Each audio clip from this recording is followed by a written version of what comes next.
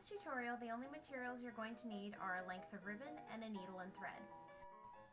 When choosing your ribbon, just remember that the width of the ribbon is going to determine how far your ruffle sticks out from your arm or your neck or whatever it is that you're making this for.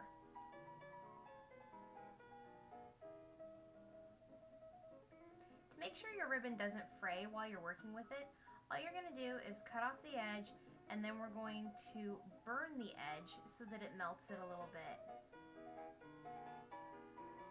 Now I did this with a long stemmed lighter, but you can also do this by lighting a tea light and just hanging the ribbon very lightly over it. You don't want to actually touch the ribbon, you just want to get it close enough, and trust me, you'll know when it's close enough because you'll see that the ribbon will start to melt. And go ahead and do that to the other side too.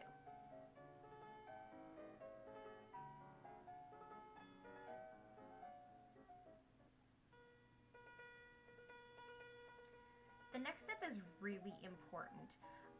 Once you've determined how high you want your ruffle to be, you're going to mark your ribbon in increments of that length. For my case, I had a neck ribbon that was 1.5 inches wide, so I went ahead and marked that for the height of my ruffle.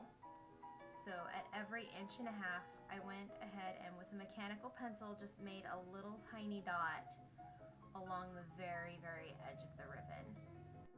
One easy way to determine how high you want your ruffle to be is just to know how wide the ribbon is that you've chosen for the lining. And here comes the time-consuming part. First thing you're going to want to do is stitch through the very end of your ribbon. And I like to do it twice so that it's nice and secure.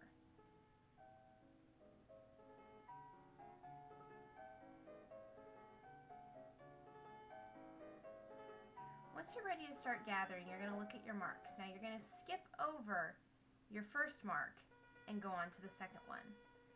Take the end of your ribbon and fold it to that mark, and that creates your first gather. And take your needle and just sew it very lightly through the tip of your fold.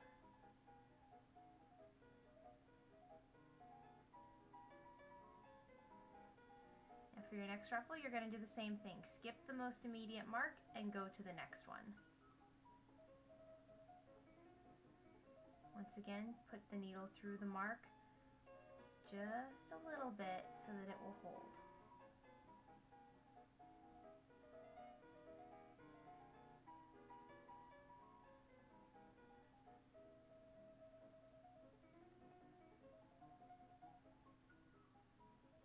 You can go ahead and just continue this process all the way down the ribbon.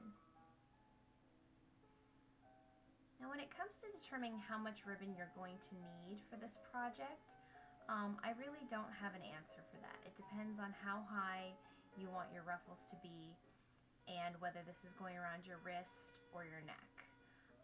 For my case, I was making it for my neck, and I purchased 6 yards of ribbon, which somehow ended up being exactly how much I needed. Now when you're gathering it, you're going to find that when you let it go, it just kind of falls into a mess.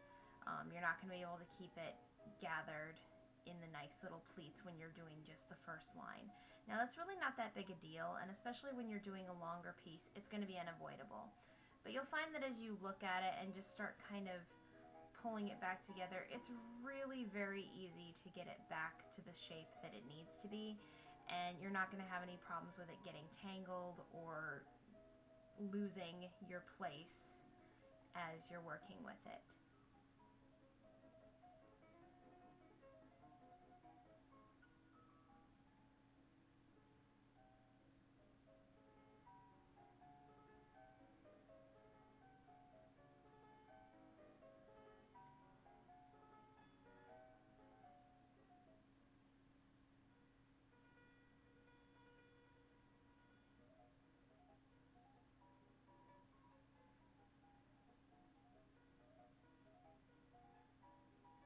When you get to the end, you might have a little bit left over, but that's okay. not the end of your thread, and then cut it off.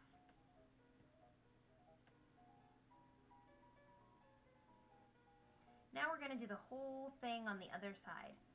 Now when you look on the inside of these folds, you'll see the other marks that we skipped over. You're going to go ahead and pinch right at that mark, and that's going to tell you where you're going to start sewing.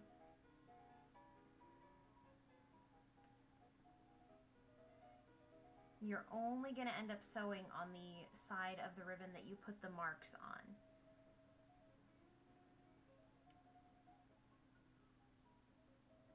Now this side is a little different because you don't have to skip over anything. You just find each mark, pinch your ribbon together, and then stitch through it. Same way you did on the other end. Don't go all the way through a huge chunk. You want to try and leave the loop as loose as possible. Another thing I should mention is that you don't want to pull your thread extremely tight. When you do that, you're going to end up with your ribbon bunching in on itself, and it doesn't make for a very clean look. You're actually going to want to leave a little bit of give room so that you can adjust your ruffles once you're done. And don't worry about leaving it too loose. You can always pull the end of your thread, tighten it, and reknot it.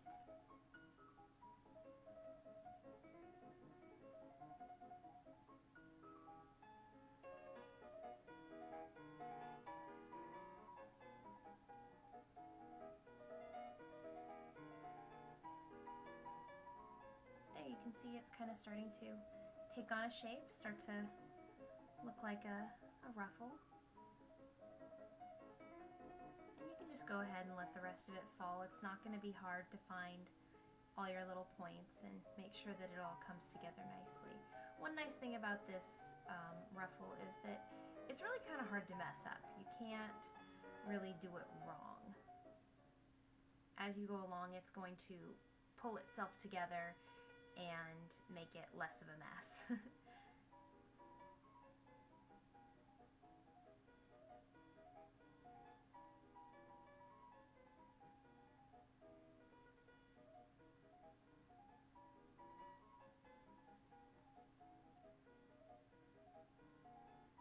Then you can adjust your ruffles a little bit, like I'm doing here.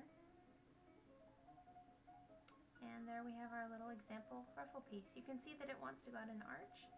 And here is my whole piece of 6 yards of ribbon gathered.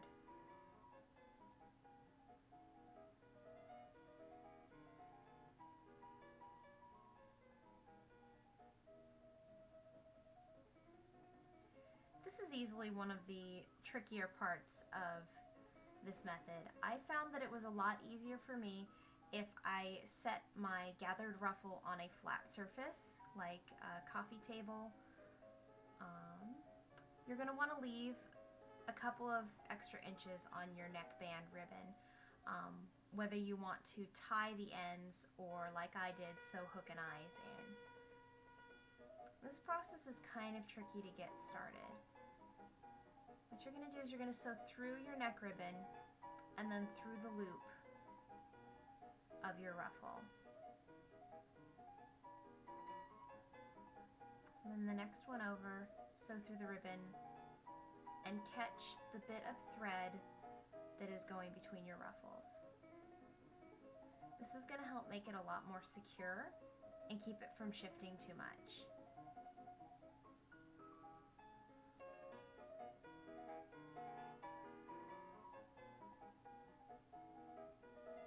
Catch the ribbon, and then catch the thread.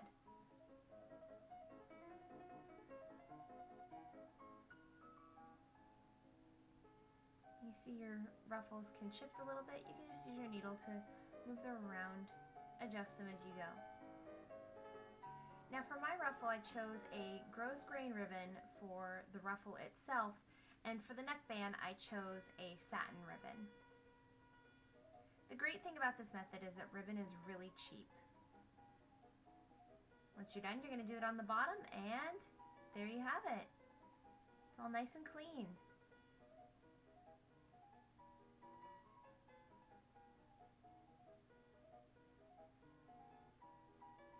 sew in your preferred notion, and then it's ready to wear.